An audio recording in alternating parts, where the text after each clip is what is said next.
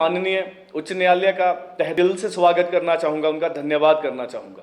आज भी हमारे देश में आम गरीब परिवार, युवाओं की आवाज़, भ्रष्टाचारियों को सज़ा देने के लिए आज भी माननीय उच्च न्यायालय, माननीय कोर्ट आज भी पारदर्शिता के साथ अपनी जजमेंट रखती है।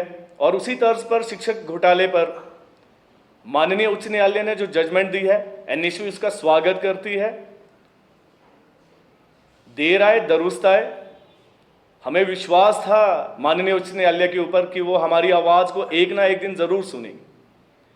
आप देखिए, हिमाचल प्रदेश विश्वविद्यालय में जो पिछले कल माननीय उच्च न्यायालय ने एक जजमेंट दी, जिसमें मैथमेटिक्स के 2 सहायक प्रोफेसरों को बाहर कर दिया गया।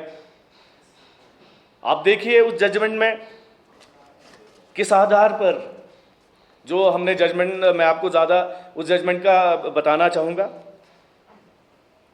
हिमाचल प्रदेश विश्वविद्यालय में पूर्व में एक कुलपति बैठे थे, जो भाजपा सरकार के समय जयराम ठाकुर जी के आशीर्वाद से हिमाचल प्रदेश विश्वविद्यालय में भारत देश का सबसे बड़ा घोटाला करके गए। आज वो सांसद बनकर बैठे हैं, उनको वो एक तगमा भी दिया है भाजपा ने।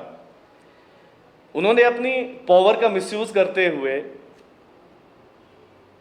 12C7 जो इमरजेंसी पावर वाइस चांसलर इस्तेमाल कर सकता है, एचयू एक्ट 1970 में कहा गया है कि वाइस चांसलर इस पावर का इस्तेमाल ना किसी को लगाने में कर सकता है और ना ही किसी को निकालने में कर सकता है। और माननीय उच्च न्यायालय ने जो जजमेंट दी है, आप देखिए उसमें क्या दिया गया। उन्होंने कहा कि वाइस चांसलर अथॉरिटी नहीं है, वो किसी को लगा नहीं सकती है। एग्जीक्यूटिव काउंसिल, जिसको हम ईसी के नाम से भी जानते हैं, वो सुप्रीम अथॉरिटी है हिमाचल प्रदेश विश्वविद्यालय में किसी भी डिसीजन को लेने के लिए। अब जब ये केस सामने आता है, जब जजमेंट हमारे सामने आती है, पूरे भारत देश और हिमाचल प्रदेश के युवा जब इस जजमेंट को पढ़ रहे हैं, तो उनके सामने क्या आता है। वाइस चांसलर 23/11/2019 को एक ईसी की मीटिंग करते हैं हिमाचल प्रदेश विश्वविद्यालय में। जो भाजपा समर्थित वहां पर बिठाए गए डॉक्टर सिकंदर कुमार, उन्होंने उस समय कुछ लिफाफे खोले गए और वहां पर नंबर 2 और नंबर 3 में एक आइटम लगाई जाती है ईसी की मीटिंग। वो कहते हैं कि आज के बाद जो भी लिफाफे खोले जाएंगे, जो भी नियुक्तियां होगी, जो भी वहां पर एग्जीक्यूटिव काउंसिल का होना जरूरी नहीं है। और माननीय उच्च न्यायालय ने कहा उनको कि आप कोई पावर नहीं हो, आप कोई अथॉरिटी नहीं हो किसी को लगाने के लिए और किसी को निकालने के लिए। आप देखिए, आज मैथमेटिक्स के 2 प्रोफेसरों को बाहर कर दिया गया और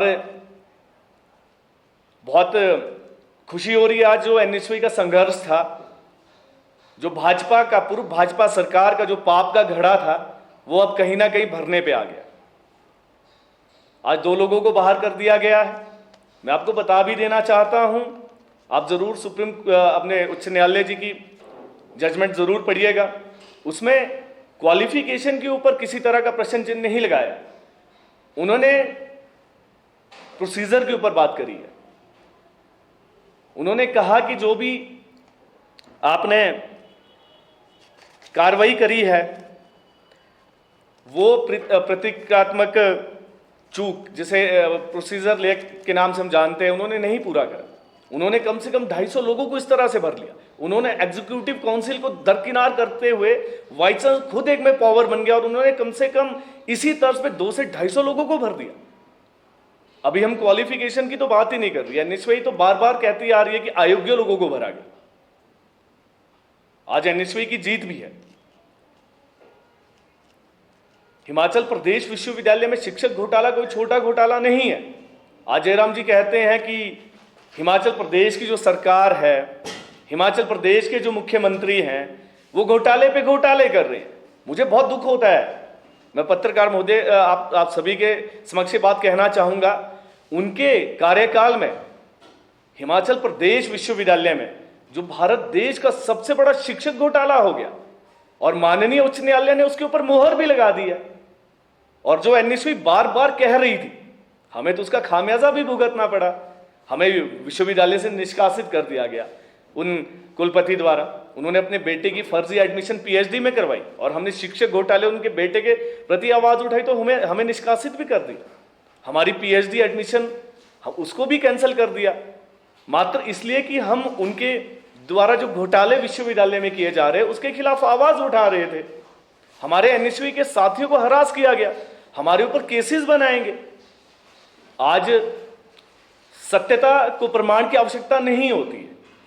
आप देखिए, आज आपके सामने सब कुछ है। स्वयं तो आज वो बैठे हैं संसद में, वहां भी किसी ना किसी तरह का घोटाले करने के लिए बैठे हैं। जयराम ठाकुर जी को तो शर्म आनी चाहिए। उनके राज में हिमाचल प्रदेश के युवाओं के भविष्य के साथ खिलवाड़ किया गया, मेरिटोरियस स्टूडेंट्स को बाहर कर दिया गया और यहां पर भाजपा, आरएसएस, एबीवीपी के कार्यकर्ताओं को जो रात दिन राजनीति करते हैं उनको आपने उस शिक्षक पदों पे भर्ती करवा दिया गया। उसी तर्ज पे आप देखिए, जिस दिन वो नामांकन भरते हैं और कुलपति के पद से इस्तीफा देते हैं, उसके 2 दिन तक वो विश्वविद्यालय में बैठते हैं और 250 लोगों को आउटसोर्स के माध्यम से, जो आरएसएस के कार्यालय में झाड़ू देता है, आरएसएस की शाखाएं लगाता है, उन लोगों को आपने आउटसोर्स के माध्यम से हिमाचल प्रदेश विश्वविद्यालय में भर दिया। मैं हिमाचल प्रदेश के युवाओं को कहना चाहता हूं, आप इस बारे में सोचिए। आपको आज जिस तरह से बरगलाया जा रहा है, जिस तरह से आपके सामने तस्वीर रखी जा रही है, ये लोग वो लोग हैं जो शिक्षा को नहीं चाहते हैं। मैं हिमाचल प्रदेश विश्वविद्यालय प्रशासन से भी आग्रह करना चाहूंगा, माननीय उच्च न्यायालय ने जो निर्णय दिया है, जो जजमेंट अपनी दी है, आप एक जरूर लिस्ट बनाइए जिनके रिक्रूटमेंट में किसी भी तरह का प्रोसीजर फॉलो नहीं हुआ है। आप एक लिस्ट तैयार कीजिए, उसी बेस पे उन लोगों को भी आपको घर बिठाना चाहिए।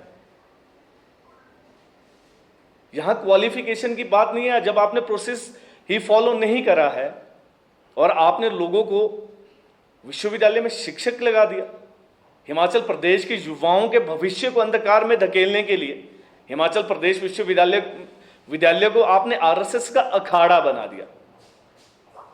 जिस विश्वविद्यालय में रिसर्च हो